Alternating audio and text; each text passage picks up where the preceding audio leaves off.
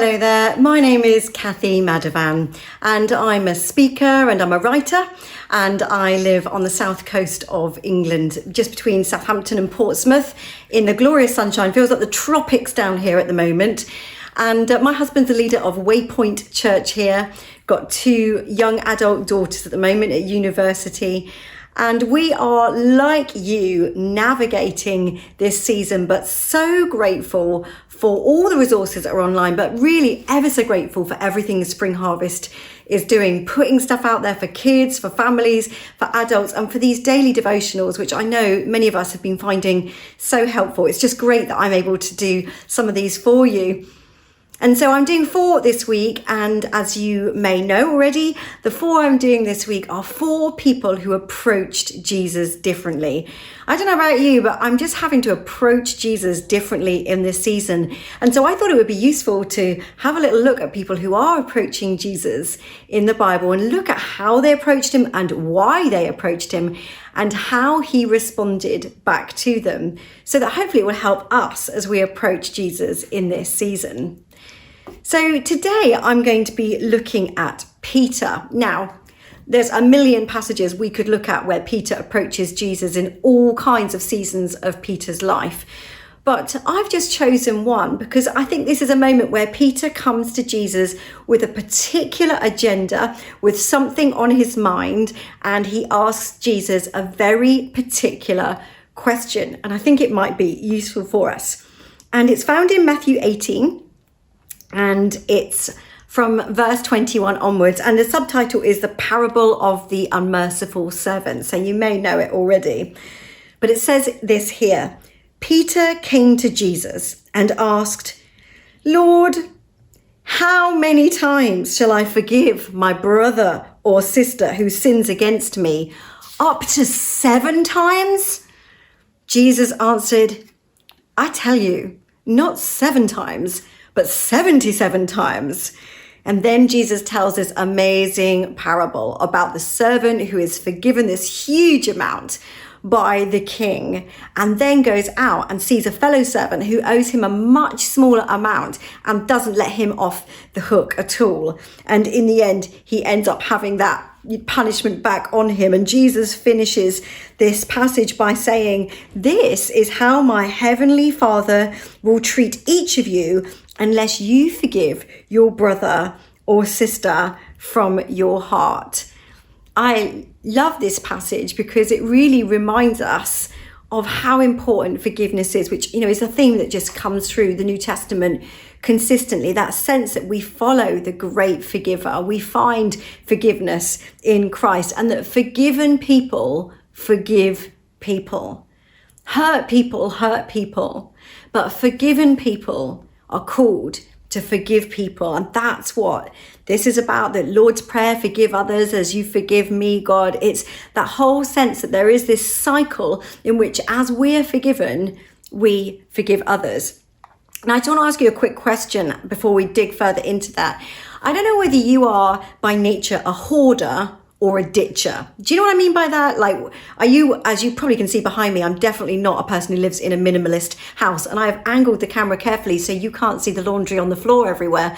But, are you a hoarder, someone who likes stuff and clutter and bits and pieces and memorabilia? Or are you a ditcher? Are you a person who every season goes through your wardrobe and just gets rid of stuff? Many of us during this lockdown season have had a bit of a clear out. I, this week, have been in our garage, which is, a pretty brave thing to do most of the time. It's like an avalanche waiting to happen. And actually tackled a couple of shelves. We've got a tool shelf with how many screwdrivers does one family need? That's all I'm asking. So we got rid of a few screwdrivers, we cleaned the shelves, I got a little bit of a wet wipe and cleared about 10 years worth of dust, sorted that out, sorted a paint shelf, sorted some bits out there. It's quite exciting. There are 2 shelves that are in order out there now. But the truth is that's an easy thing for me. I don't get passionate about screwdrivers, funnily enough. However, truth be told, I've just been kind of putting to one side the shoe cupboard, or worse still, the bookshelves. I find it almost impossible to get rid of books. There's like memories in those books. I'm attached to them. I've written in them. I just find it so hard to get rid of shoes and books. They're my thing that I find it really hard to ditch. Some things we find easy to let go. Some things we don't find easy to let go. Some things we hold on to for years. Some things we're able to move on fairly easily. I've actually got a chapter about this in my new book, Irrepressible. It's called When the Horse is Dead, Dismount. I just think it's so funny, that phrase. And it's been so helpful for me to know that sometimes you have to move on when something isn't doing you any good anymore. If it's died, if it's expired, it's time to get off the horse. It's time to move on. Some of us find that really hard. Really difficult. And it's not just true for stuff, it's true for projects, it's true for ministries, it's true for responsibilities. It's so much easier, isn't it, to accumulate rather than to let something go and to hand it on and to delegate and to pass the baton. But it's not even just about projects. It's also about our emotions.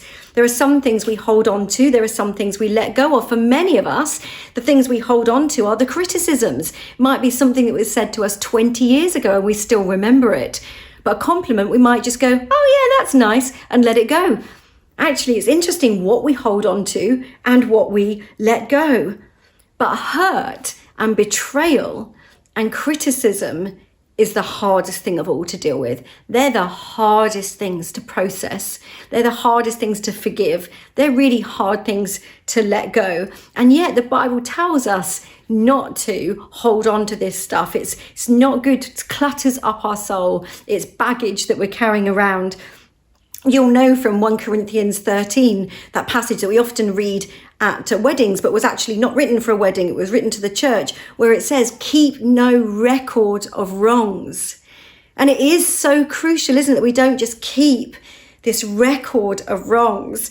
And you can just hear Peter like going, oh, how many times do I have to forgive? Like, really? Like this, I don't know who's been getting on his nerves, but somebody clearly had been. Probably you remember this quote from Nelson Mandela that says, resentment or unforgiveness is like drinking poison and hoping it will kill your enemies. I think the key for us is remembering, as this parable reminds us, of how much we have been forgiven. When we can grasp again the incredible miracle it is that on the cross, Jesus gave himself completely so that we could be forgiven for all the things we've done wrong, all the things we should have done but didn't do, all the things we've said, all the things we've thought, all of our bad motivations, all of the times where we haven't been our best self, times where we've put ourselves above others, all the times that we've been greedy instead of generous, all of the pride, all of that stuff that's in all of us. Jesus knows it all, but he didn't come to condemn us.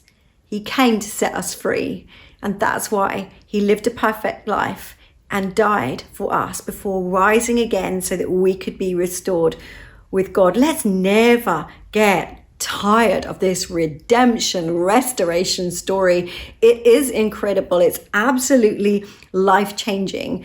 And so perhaps we just need to come back to those ancient practices. Perhaps they're out of fashion now, although I think few writers are actually kind of talking more about them again. The ancient practices of confession and forgiveness, where we do actually confess the things that we've done wrong and then forgive those things that have been done wrong to us. I remember a few years ago, quite a few years ago now, my oldest daughter was very little, I don't know, 5, 6, 7 years old, something like that.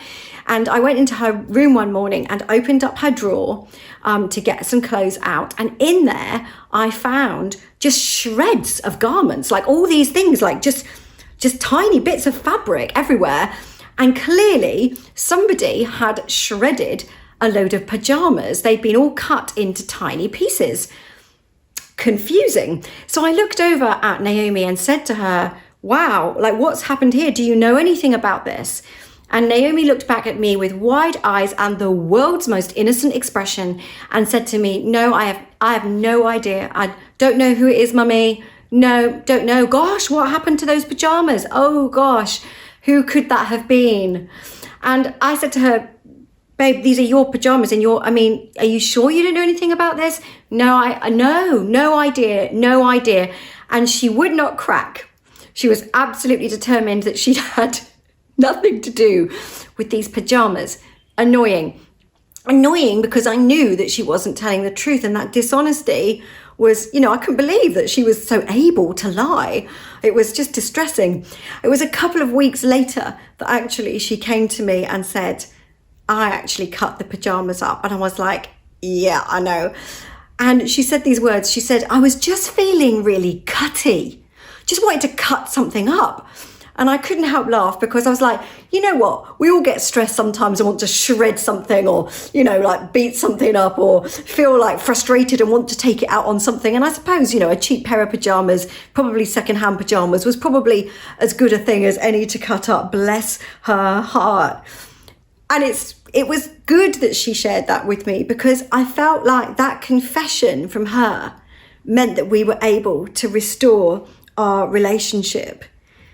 In this period of time when we're trying to do relationships online, which is tricky at the best of times, or if we're living with people constantly, which is definitely tricky at the best of times, there's going to be stuff that goes wrong. There's going to be some misunderstandings. And I guess my challenge as I read this today is for us to not just create a record of wrongs, not to accumulate a load of injustices and things that people have done that have wound us up, for us not to kind of end up growing bitter or to grow reasons to withhold things from people.